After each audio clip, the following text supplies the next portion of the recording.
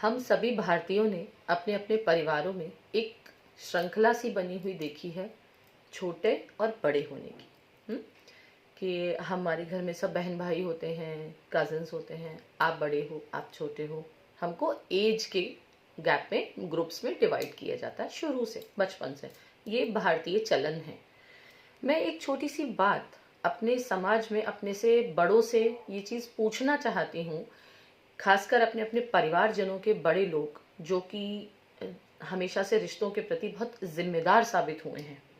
मैं उनसे एक सवाल पूछना चाहती हूँ, जब हम सभी को बचपन में एक एज में डिवाइड किया जाता है तो हम सबकी रिस्पॉन्सिबिलिटी में भी डिवाइड किया जाता है। हम सबके बात को कहने और ना कहने के अथॉरिटीज में भी डिवाइड किया जाता है कि you are authorize for this and you are not at all authorize for this, do your own job, right. तो वो एक जो छोटा व्यक्ति वहां पर होता है, बच्चा होता है परिवार में, वो सारा जीवन अपने आप को अपनी धुरी पर बढ़ाता चला जाता है।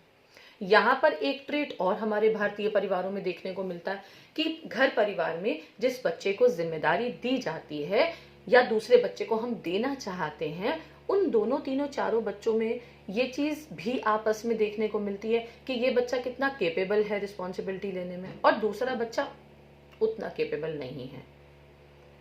चाहे वो मेंटल सिचुएशन हो, चाहे वो उसकी लाइकिंग्स और डिसलाइकिंग्स हो, वॉट एवर इट इज, है ना, किसी चीज में वो बंदा नहीं इंटरेस्टेड है लेने में, तो वहां पर एक पहला बच्चा जो है वो उस प्रेशर में दबता चला जा रहा है, क्योंकि वो वहां पर बड़ा भी है। और वो अगर बड़ा नहीं भी है तो वो वहां पर रिस्पॉन्सिबल थॉट प्रोसेस लेकर के चलता है। तो मैं आपसे ये पूछना चाहती हूँ कि क्या वो अपने परिवार के लिए और अपने जीवन के प्रति, अपने से बड़ों की सहूलियत के प्रति, यदि वो अपनी जिम्मेदारी का नजरिया रखता है तो क्या ये उसके जीवन की कोई सजा है? ये उसके जीवन के प्रति कोई उसका गलत आकलन है?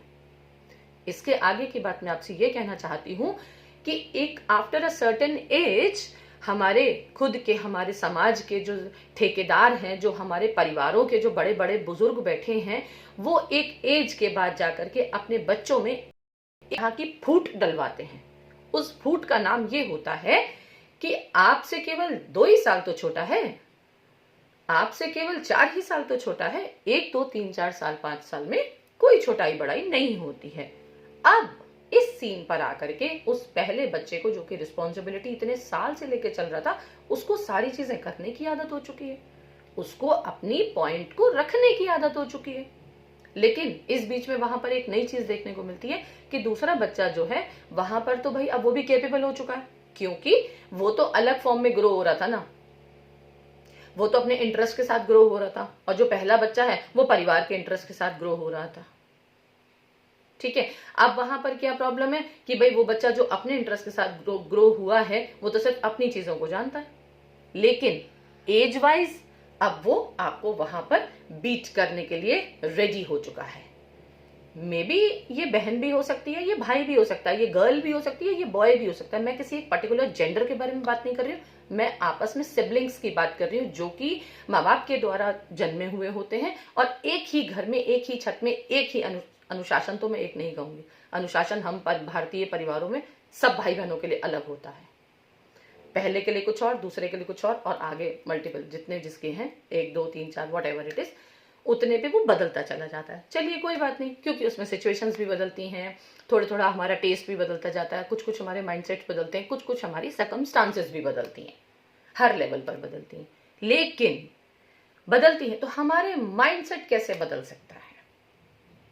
क्योंकि अब आप बड़े होकर के, जब आपके बच्चे आपके सामने भरपूर बड़े हो चुके हैं, वो खुद समझदारी का जीवन जी रहे हैं, तब आप उनसे क्या उम्मीद करते हो? जो तुम करो वो ये भी करेगा, जो ये कर सकता है वो तुम भी कर सकते हो। इसमें मुझे कोई पर्सनल लेवल पर किसी से कोई प्रॉब्लम नहीं है, लेकिन इसमें क्या दिखाई दे रहा है? आप उसमें फूट पड़वा रहे हैं और इस फूट के जिम्मेदार आप हैं।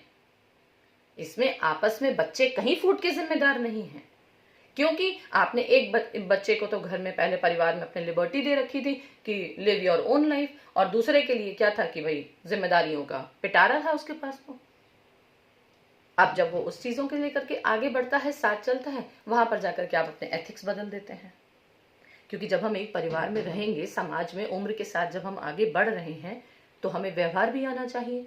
वो व्यवहार अनुशासन का भी होता है, वो व्यवहार पैसे का लेन देन भी होता है, एक दूसरे को ओब्लाइज करने का भी होता है।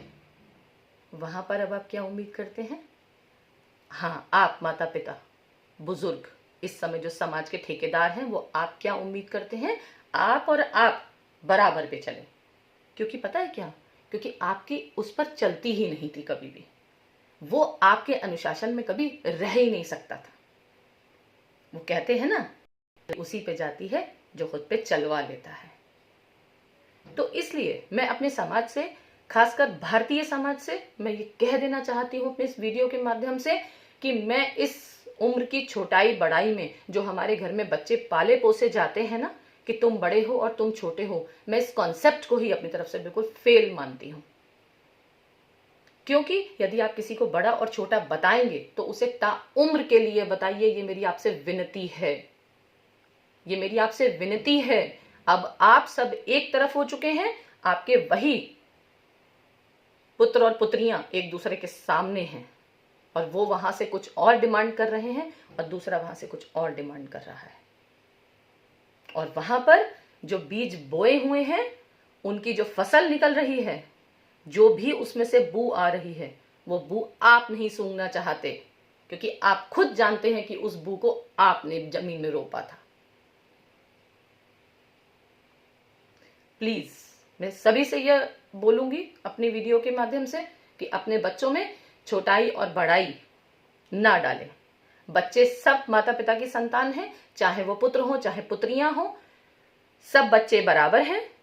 जब जिम्मेदारियों के समय पर यह सोचा जाता है कि वो भी उतना करे और ये भी उतना करे, जब एक कम उम्र में जब ये सोचा जाता है ये करे और ये ना करे, तो कृपया हाथ जोड़ के आपसे विनती है, अपने बच्चों का जीवन इस तरीके से स्पॉइल ना करें। जितना अनुशासन एक बच्चे को सिखाते हैं, उतना ही अपने दूसरे बच्चे को सिखाएं, और कम से कम उन्हें छोटाई बड़ाई ना सिखाएं, और अगर सिखाएं तो सब में बराबर से सिखाएं। समस्याओं की जड़ आप हैं, आपकी संतानें नहीं हैं। नमः शिवाय।